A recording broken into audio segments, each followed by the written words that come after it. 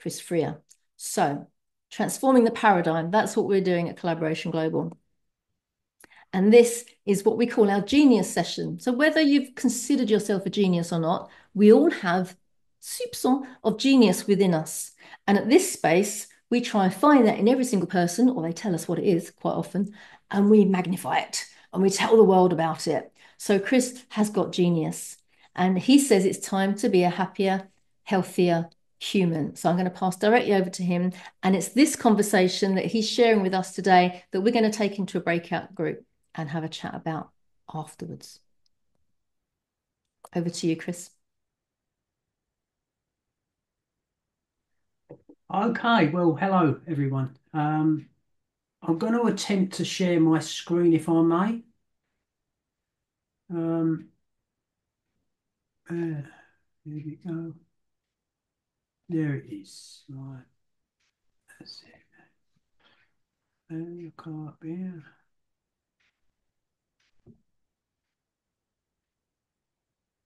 That's it. Okay. So everyone can see that, can they? Yep. Yeah. Great. Okay. Well, look, I know what I'm going to talk about today. Obviously, one of the things that I'm really, really concerned about is the rise of chronic health conditions that we see in our communities today. But I don't know quite what I'm going to say.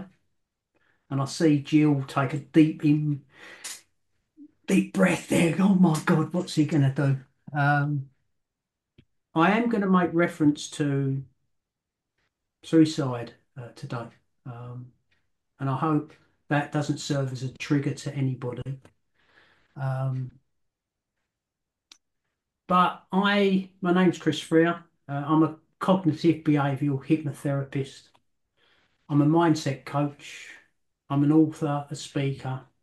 And the thing I'm most proud of is that I'm an expert by lived experience, really.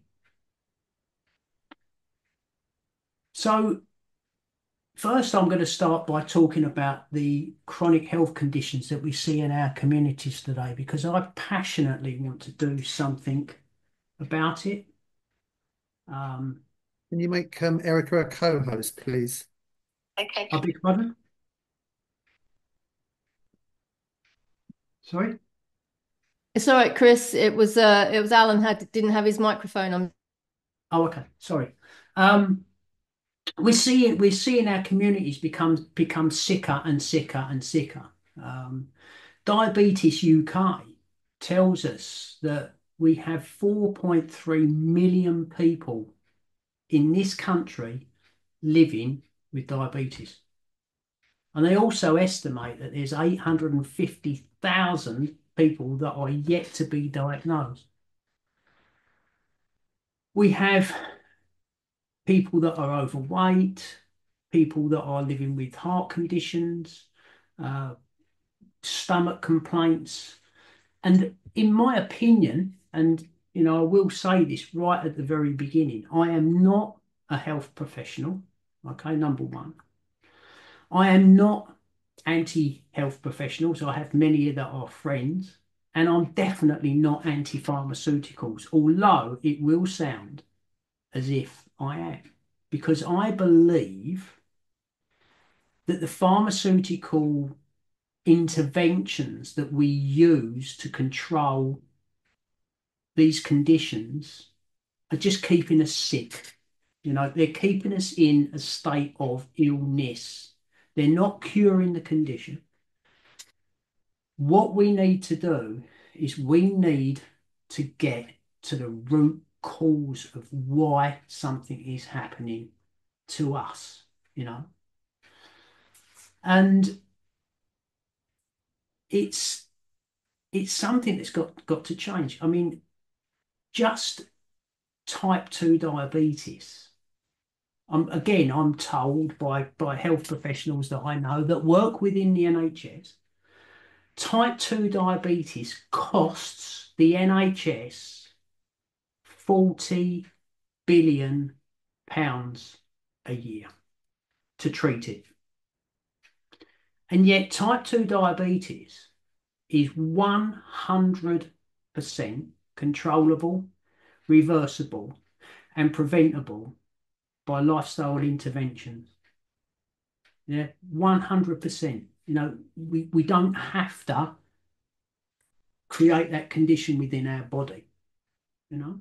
And I think that if we started to take, and this is the scary bit that I'm about to say here, but if we started to take a little bit more responsibility for the choices that we are making every day, things would get a lot better in our lives, in our health, in our stories, you know, in our outcomes, you know, and it would also help our health service, you know. Overeating is fueling, in my opinion, many of these chronic health conditions that we see today. You know, heart conditions, you know, lifestyle. You know, we are sedentary, we are eating the wrong things. I think the elephant in the room for me, and it was interesting to see Keir Starmer talking the other day about stopping people being able to smoke in pub beer gardens, because that's going to make a big impact on the health service, you know. I think that's a great idea. I think it is a great idea. But I think the elephant in the room is sugar. The amount of sugar that's in our diets, in food that is produced by our food companies that we believe is healthy, is full of sugar, you know, and it's addictive. And I think we have a population that is addicted to sugar. You know, I think we should be looking at things like that, because I know that type 2 diabetes, and I know I'm focusing on type 2 diabetes, but type 2 diabetes costs the NHS a huge amount of money, more than smoking does, you know. So that's something that I would like my talk today to open people's minds to other possibilities, you know. And with your permission, I'm going to share my story. And I'm going to start that story back in 1959. And that was the year that I was born. And I was my mother. I have a brother who's 10 years older than me. And my mother had many miscarriages before she fell pregnant with me. And medical science at the time, because my mother was quite ill, obviously, there was, I think there'd been 5 miscarriages or something like that. I'm not aware of that completely, but my mother was advised by medical science then, by medical professionals, to terminate the birth, because in their opinion, only one of us would survive, you know.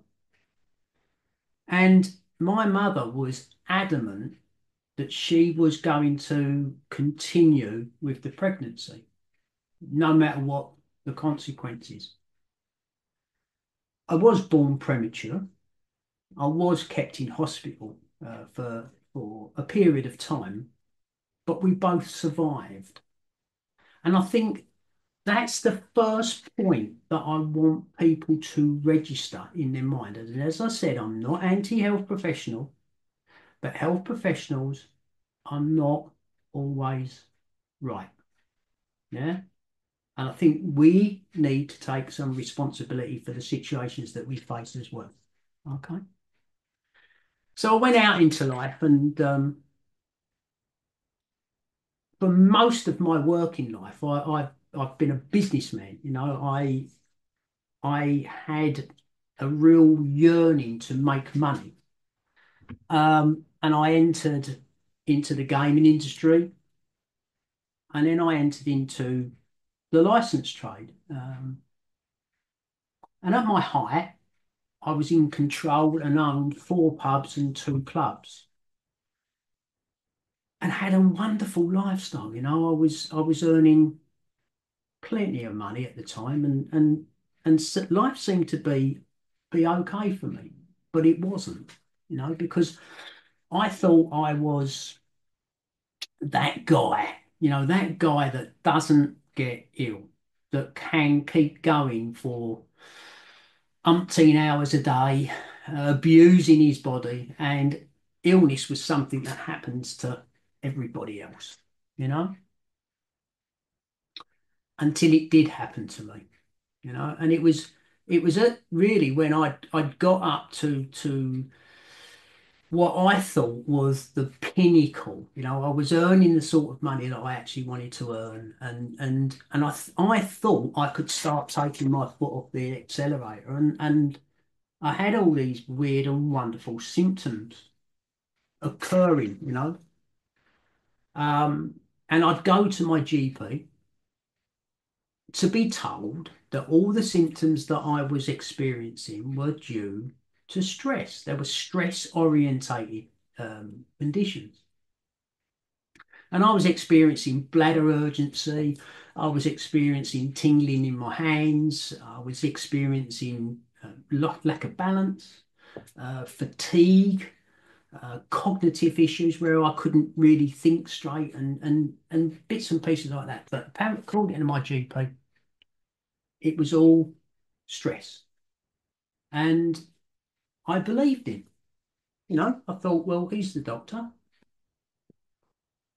He's got to be right, hasn't he? But he wasn't really presenting me at that time with any solutions.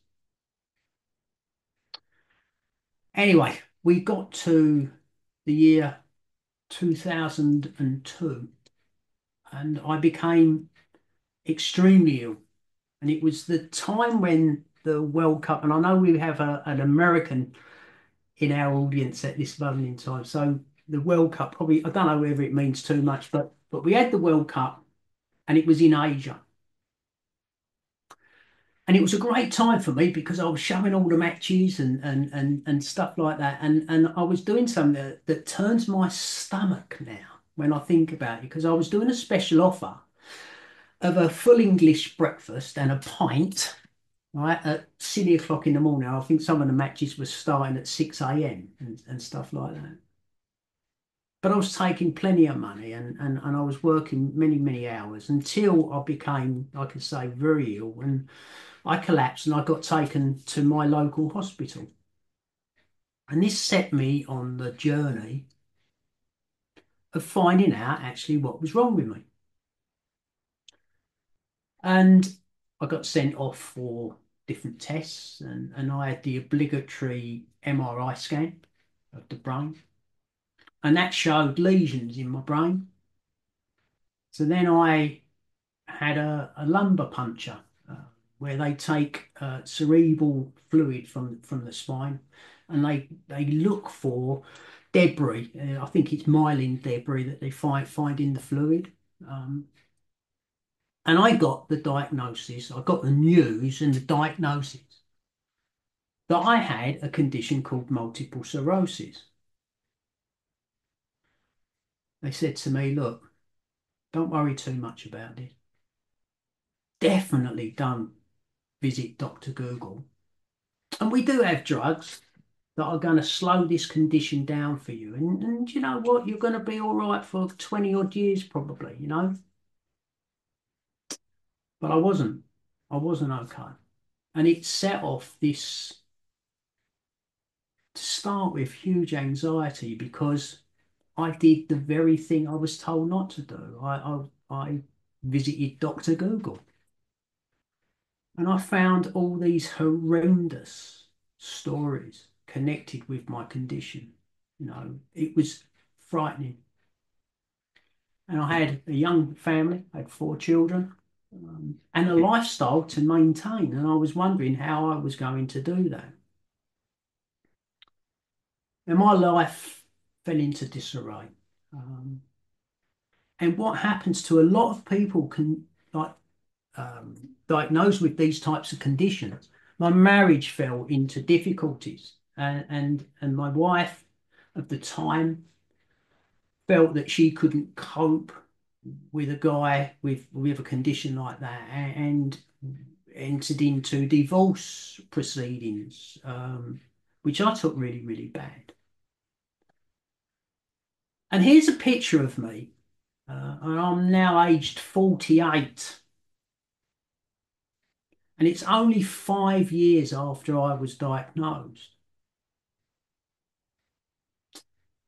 Can you imagine what is hiding behind that smile in that picture? Can you imagine? Because a smile can hide many things. Because about 3 weeks after that picture was taken, I woke up in the pub that I was living in at the time. And I decided that today was a good day to end my life, because I had nothing to live for anymore. And I went out and I had a serious but incomplete attempt to end my life. And my choice of dispatch was to go under the front wheels of a heavy goods vehicle. The thing that stopped me that day was compassion. It wasn't compassion for me. And Jill spoke about love earlier, and I think this is one of the things that I loved most about the Collaboration Global community. I had compassion for the lorry driver whose truck I was going to go under the front of, because I suddenly thought, how is this going to affect his life? I didn't think about my 4 children. I didn't think about anybody else that knew me. I just thought that everybody else would be better off without me in the world. Anyway, because of that thought of compassion for the lorry driver, I hesitated and bounced off the side of his vehicle. I was hurt, but there were no broken bones. It was a massive slap round the face for me, and it really was, and it kind of woke me up. And I think about that day now, and it was this moment where I realised that there is justice. You know, that moment when the only time that's important is right now. Anyway, I went obviously off to hospital to find that there was no broken bones, and I got committed, and got put under the care of a psychiatrist. But I had this burning question in my mind. Why did I have compassion for the lorry driver? And I've never, ever had any compassion for myself. I've never had any love for myself. I never valued myself. And it set off this transformation for me that happened over a great period of time. Shortly after I got released from hospital, I had an appointment with my neurologist, who ordered an enhanced MRI scan, which is where they put a dye into your body, and it highlights the lesions in the brain. And the information that he gave me was that you've got several new active lesions in your brain, Chris, and you are now secondary progressive.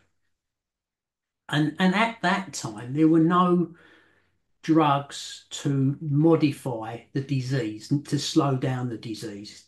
There was only pain medication that was available to me. And I really didn't like the pain medication, because most of it's epilepsy drug type stuff, and it doesn't have a good effect on me at all. And that was it, really. He said, look, in view of what has happened to you, you need to get yourself prepared for a wheelchair, because in about 4 or 5 years' time, That's exactly where you're going to be, Chris. You're going to be in a wheelchair. This disease is growing momentum in your body, and it's going to confine you to a wheelchair. And he was right. It did. It did start to confine me to a wheelchair, as you can see here. You can see quite a determined person there, pulling rubble with a rope after trying to do some work in the front garden. I've now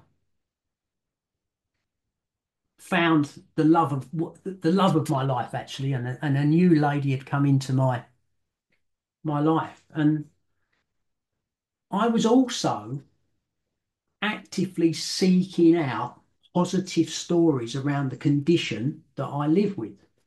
And I found that there were people that were living proactively with this condition. They were controlling it, and some of them were even doctors. And I thought, I want to be like them. I want to be like them. Why can't I be like them? You know?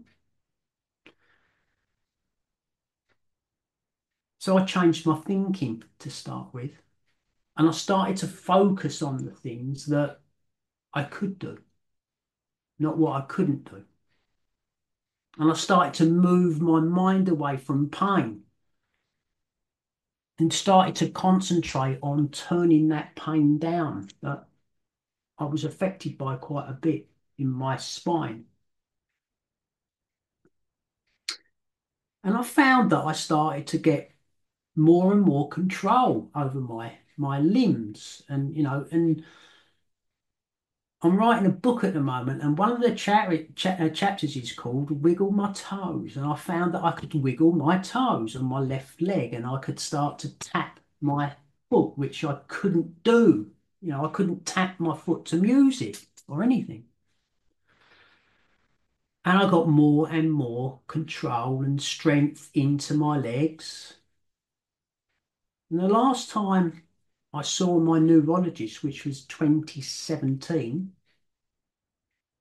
after going to see him on a yearly basis in my wheelchair, I walked into his surgery. And he looked at me and he went, "What drugs have I put you on?" And I told him that, I wasn't on any drugs, was I? You said there was nothing you could do for me. And he asked me what I'd been doing, because he said, "You look like you're getting better." And I told him, and he completely dismissed that. And I haven't seen him since. I've seen my MS nurses, but I don't see him. In fact, he's retired now. So, with my story, I wonder what you actually think. How much control do you really think you have around your health and well-being? It's a burning question for me. I want to change the health and well-being of our communities. It's a passion of mine, and it's the story that I want to leave behind, So that's my story, guys. Thank you for listening.